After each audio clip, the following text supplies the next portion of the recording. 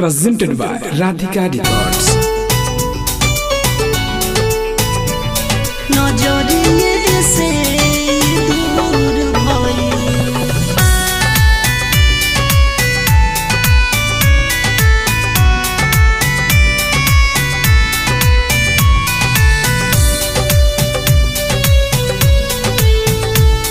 नजरिए से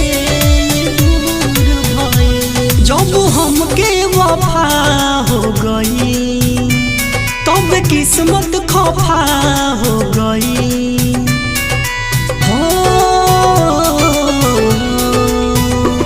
जब हमके वफा हो गई तब किस्मत खफा हो गई जाने कौन हमसे कसूर भइल जे दिल के करीब बाटे नजरिए से दूर भइल जे दिल के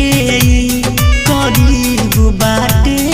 नजरिए से दूर भइल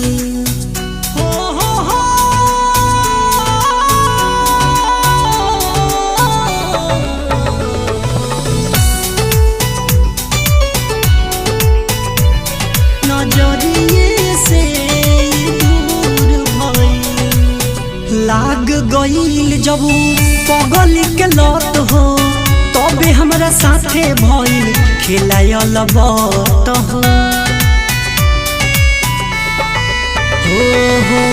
लाग गईल जब पगल के लत हो तबे हमरा साथे भइल खेलायल बात हो दिल तड़पे पर अब मजबूर भइल जे दिल के करीब बाटे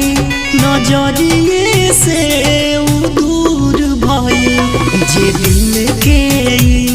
करीब बाटे नजरिए से दूर भइल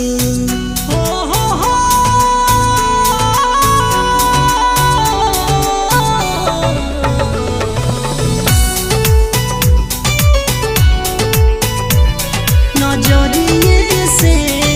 दूर भइल देखेला हंसत सभे के सव कमाल के केहू न समझेला अखिया लाल के